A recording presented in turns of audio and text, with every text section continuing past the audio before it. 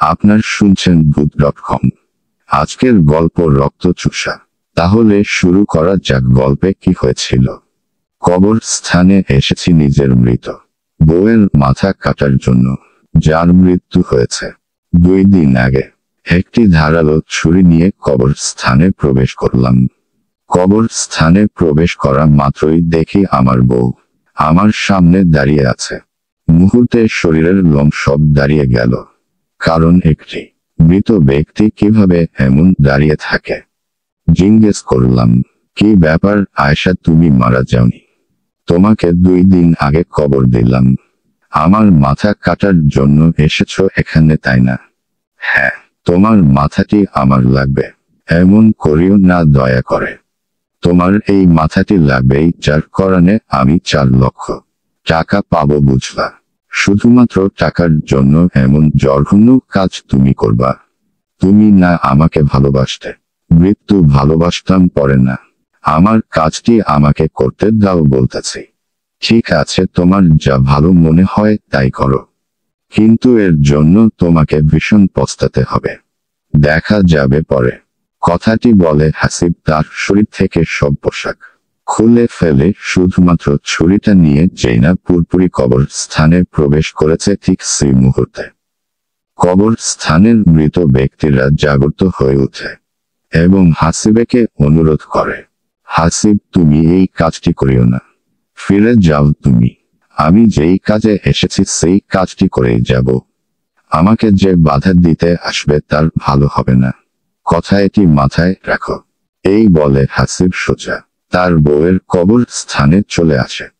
সেখানে আসা মাত্রই পাগলের মতো করে কবরের মাটিগুলো সরাতে লাগে। এক পর্যায়ে মাটি সরানো হলে হাসিব কবরের ভিতরে প্রবেশ করে। ঠিক সেই সময় লাশটি জীবিত হয়ে ওঠে। মুহূর্তেই হাসিবের কলিজা কম্পন দিয়ে ওঠে। এই চুপ, একদম চুপ। তোর এই মাথাটি আমার লাগবেই। এমটা করিও না হাসিব, আমার অনেক কষ্ট হবে। তোর আবার কিসের কষ্ট? হ্যাঁ, তুই তো মারা গিয়েছিস, এখানে কষ্টের কি আছে? আমার দেহটা মারা গিয়েছে, কিন্তু আমার আত্মার মৃত্যু হয়নি এখন পর্যন্ত। এত কথা বলতে পারবো না। একটু পরে ফজরের আজান দিবে, আমাকে আমার কাজটি করতে দে। ফিরে যাও হাসিব, ফিরে যাওয়ার জন্য আসিনি আমি। কথাটি বলেই হাসিব তার বউয়ের গলায় ছুরি চালিয়ে দেয়, যার ফলে পুরো মাথাটি আলাদা হয়ে যায়।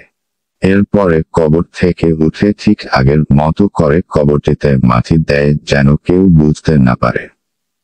সবশেষে যখন মাথাটি নিয়ে আসতেছিল, ঠিক সেই মুহূর্তে পিছন থেকে কেউ একজন বলে ওঠে, হাসিব, সাবধান থাকিস, আমরা তোকে শেষ করে দিব।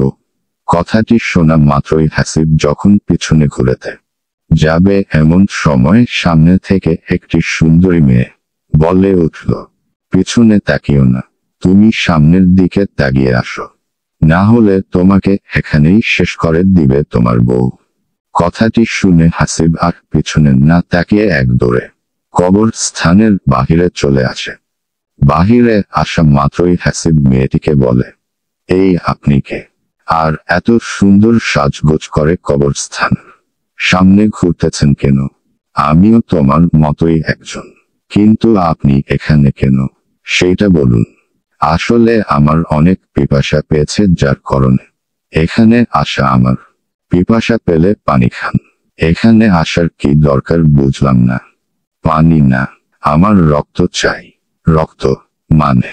আমাকে রক্ত দাও না একটু, আমি অনেক ক্ষুধার্ত। আমি রক্ত কোথায় পাবো? আমার কাছে কোনো রক্ত নেই, বুঝলেন? তোমার শরীরে তো অনেক রক্ত, তো আমি তোমার শরীর থেকে রক্ত পান করব? আমার অনেক পিপাসা পেয়েছে। এইটা কখনোই সম্ভব না। আমার সামনে থেকে সরুন, না হলে খুব খারাপ হবে। হা হা, এইভাবে হাসতেছেন কেন আপনি? তোকে মেরে ফেলবো এই কারণে। ঠিক সেই মুহূর্তে আবার কবরস্থান থেকে শব্দ আসে, হাসিব, তুমি কবরস্থানে প্রবেশ করো, আমরা তোমাকে রক্ষা করব। হাসিব বুঝতে পারছিল না কি করবে।